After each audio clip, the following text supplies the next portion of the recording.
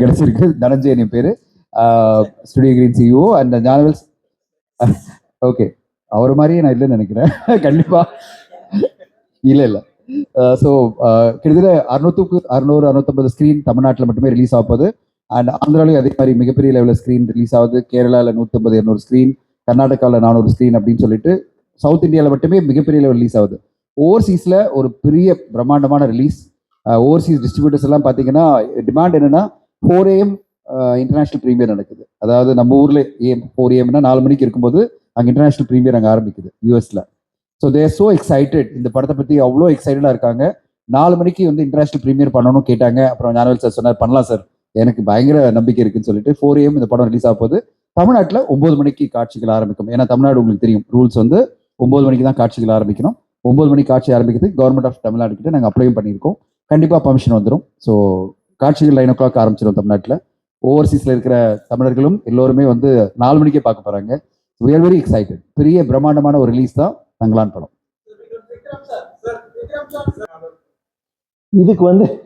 இதுக்கு வந்து நிறைய சாப்பிட்டு தொப்பை போட்டேன் இந்த ஒரு கதாபாத்திரத்துக்கு. அவன் நிற்கிற போதே அப்படிதான் நிற்பான். இன்னொரு கேரக்டருக்கு வந்து நான் வெயிட் லூஸ் பண்ணேன். அப்புறம் நிறைய அடிபட்டுச்சு. என்ன அழகுனா, என்னோட அசிஸ்டன்ட் கலை இருக்கான். ஒரு பாதி ஷெட்யூல் போகும்போது திடீர்னு சொன்னான், ஒரு தப்பு பண்ணிட்டோம். நான் சொன்னேன், என்னது? டெய்லி ஒரு அடி, ஐ மீன் ஒரு ஃபோட்டோ எடுத்துக்கலாம். என்ன photo?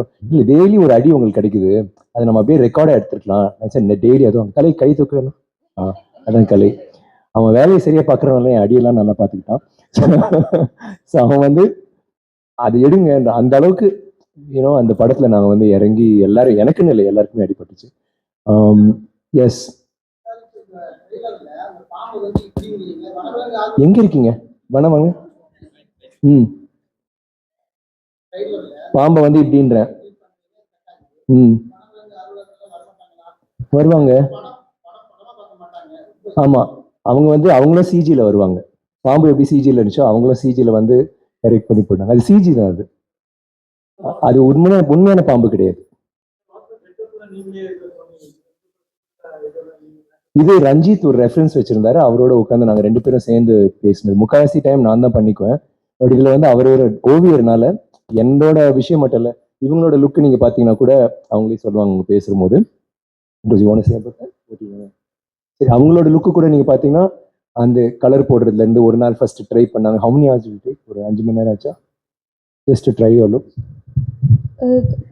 Artio's look to said that there's no reference point. Artio imaginary character da. So I was Ranjit sir's canvas, my face. So Ranjit sir he would just paint on my face in the black color, white color, some tattoos, and then he would be like, no, idu varka. He would erase that. Then he tried red, then he tried something else. So for I think 7-8 hours on and off, he was just painting my face, different colors, different marks, and to see how to bring this character to life. And finally it was red, like Aarti is it's red, like it's beautiful design, red and gold with tattoo marks, but it was a very visual Ranjit sir is a visual artist, it was a long process, long and favorite பேர் என்னன்னு கேக்குறீங்களா? Experience. ஐயோ 17 years. Okay. Actually நடுவில் மரியான் உத்தமவிலன் இருக்கு. ஆனால் actually பூப்படம் பண்ணும்போது சசியண்ணா இருந்தாங்கல்ல. So தினம் வந்து செட்டில் எனக்கு அப்போ தமிழ் சுத்தமாக புரியல, எனக்கு பேச கூட தெரியல. பட் ஈவன் புரியறது ரொம்ப கஷ்டம். But still he use to come to the caravan and read. வெயிலோடு போய் அந்த சிறுகதை படித்து கொடுப்பாரு அந்த மூடுக்காக. So first of all thanks to him, because he had அந்த நம்பிக்கை என் மேலே இருந்துச்சு. ஆனால் நான் அப்போது நியூ கமர். ஆக்சுவலி சினிமாவிலே என்னோட 3வது மூவி தான் அது. So I did no much. கங்கம்மாவில் வந்து தங்கலான் பார்வதினா நான் திருப்பி நியூ கமராக இருந்தேன். 17 years later I found myself to be a newcomer again. First week உங்களுக்கு தெரியும்ல, நிறைய அழுதேன் நானும். ஆக்சுவலி ரூம்லலாம் போய் என்னால் அது நடிக்க முடியுமா இல்லையான்னு நிஜமாக டவுட் வந்துச்சு எனக்கு.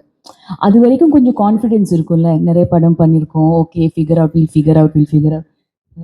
நாங்கள் ஜிம்மில் போய் ஒர்க் அவுட் பண்ணுவோம். ஸோ வண்டி காலிங் அவுட், ஏய் ஜிம்முக்கு போகிறேன் நீ வரியா, நான் கொஞ்சம் அழுதுகிட்டு இருக்கேன் முடிச்சுட்டு.